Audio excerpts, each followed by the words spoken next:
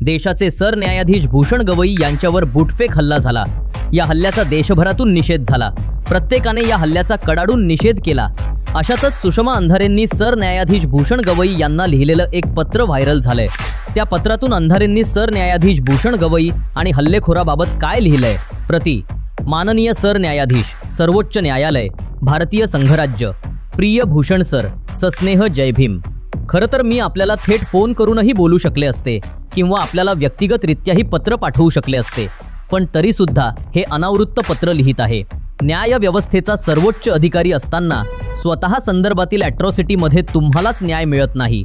पत्र लिहिण्याचे कारण म्हणजे आपण सध्या ज्या स्थितीतून आणि संघर्षातून जात आहात, तो संघर्ष आणि त्यातील वेदना ही केवळ तुमची वेदना नाही, तर प्रस्थापित वर्णव्यवस्थेने नाकारलेल्या एका संपूर्ण समूहाची सहसंवेदना आहे। भूषण सर, तसे तर आपण माझ्यापेक्षा वयाने, ज्ञानाने आणि अनुभवाने मोठे आहात, पण तरी सुद्धा हे आपल्याला लिहिण्याचं धाडस करत आहे। सर, माझे आजोबा कबीरपंथी। आजोबांनी मनावर कबीर बिंबवले। कबीर, कोणी गुलाल झाला, कोणी अबीर झाला, ज्याला न जात आहे तो एक कबीर झाला। आजोबा शिकवायचे। कबीर सांगतात, जाती न पूछो साधू की, पूछ लीजियो ज्ञान, मोल करो तलवार का, पडी रहने दो म्यान। मराठीतही एक म्हण आहे, ऋषीचं कुळ आणि नदीचं मूळ विचारू नये असं म्हणतात, पण हे ऋषीच्या बद्दल बोललं जातं।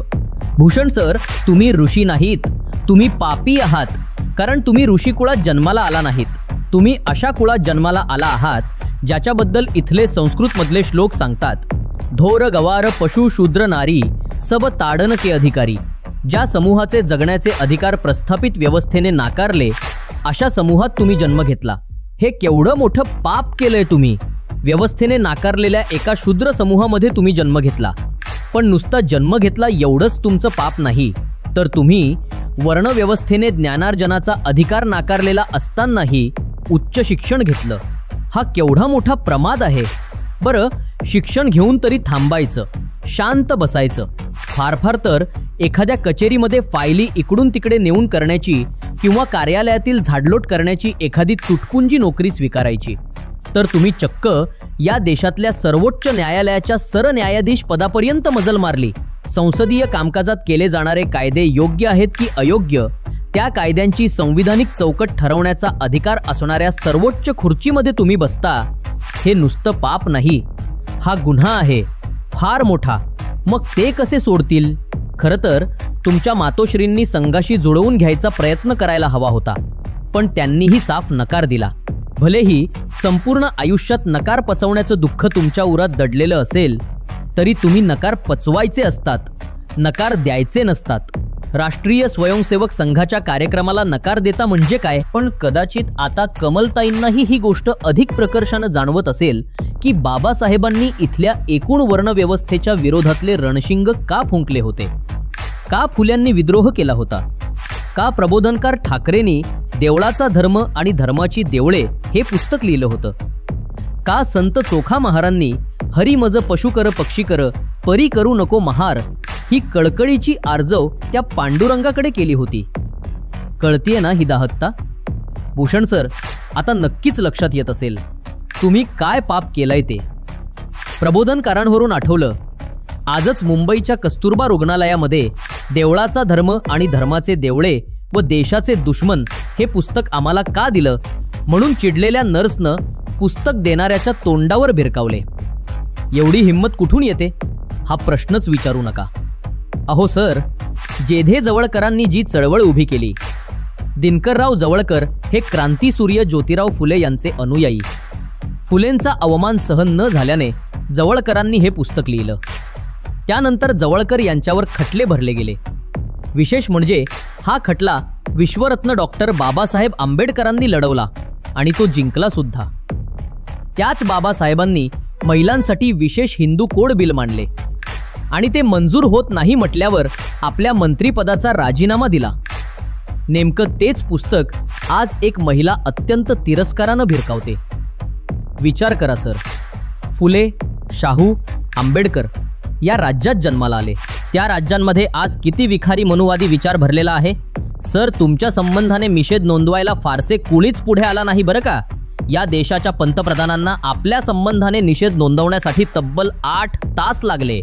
विशेष म्हणजे या पंतप्रधानांना जे शपथ देतात त्या राष्ट्रपतींना शपथ देण्याचा अधिकार आपल्या ठायी आहे, तरीही आपली ही अवस्था। एरवी कुणी साधं शिंकले तरी लगेचच तासभराच्या लाईव्ह चर्चा झडायला लागतात, मात्र मुख्य प्रवाहातील वृत्तवाहिन्यांना सुद्धा आपल्या विषयावर चर्चा घडवाव्या असं वाटलं नाही, काही सन्माननीय अपवाद वगळता। एरवी एखाद्या तलाठी किंवा ग्रामसेवकासोबत जर चुकीचा वर्तन व्यवहार झाला तर सगळे तलाठी ग्रामसेवक लेखणी बंद आंदोलन करून आपली एकजूट प्रदर्शित करतात आणि निषेध नोंदवतात। मात्र तुम्ही इतके कमनशिबी आहात की तुमच्याबद्दल घडलेल्या घटनेचा निषेध नोंदवायला 5 वकील जमायला सुद्धा फार परिश्रम करावे लागले। आहे की नाही गंमत? म्हणून म्हणते तुम्ही पापी आहात। पण भूषण सर, तुमच्या पापांची यादी एवढ्यावर कुठे थांबते हो? प्रस्थापितांसाठी प्रस्थापित केलेली व्यवस्था ही वर्णवर्चस्वाने भरलेली आहेच, म्हणूनच त्यांच्याकडून निषेधाची अपेक्षा तशी नगण्यच। पण फुले शाहू आंबेडकरी चळवळीतले म्हणवणारे किती निषेध करण्यासाठी पुढे आले?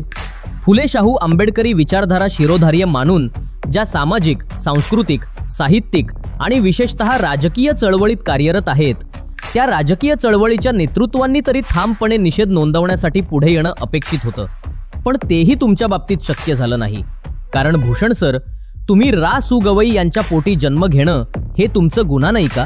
गटबाजीच्या राजकारणाचा जिथे शाप लागला तिथल्या एका गवई गटाच्या नेत्याच्या पोटी तुम्ही जन्म घेतला। मग तुमच्यावर हल्ला झाला तर त्याचा निषेध इतरांनी का बरं करावा? बाबासाहेब आयुष्यभर ज्या संविधानिक मूल्यांसाठी आणि माणूस म्हणून जगण्याचे अधिकार प्रत्येकाला मिळावेत म्हणून झगडत राहिले, नेमकं त्याच संविधानिक मूल्यांची पायमल्ली होत असताना तुम्ही कोणत्या गटाच्या नेत्याचे चिरंजीव आहात हे जर लक्षात राहत असेल तर विचार करा। असो, पत्र जरा लांबत चाललंय, पण हे लिहिल्याशिवाय शांत झोप लागलीच नसती। हे पत्र तुमच्यापर्यंत नक्कीच पोहोचेल अशी अपेक्षा आहे। हे सगळं फार स्पष्टपणे लिहून मी सुद्धा मोठं पापच करत आहे। त्या पापाचं प्रक्षालन म्हणून पुढचे 4-8 दिवस सगळ्या बाजूंनी सगळ्या प्रकारचं ट्रोलिंग सोसावं लागणार आहे आणि त्याची मानसिक तयारी मी केली आहे। आपली मुलगी माझ्याच वयाची, काळजी घ्या काका। आपली सुषमा।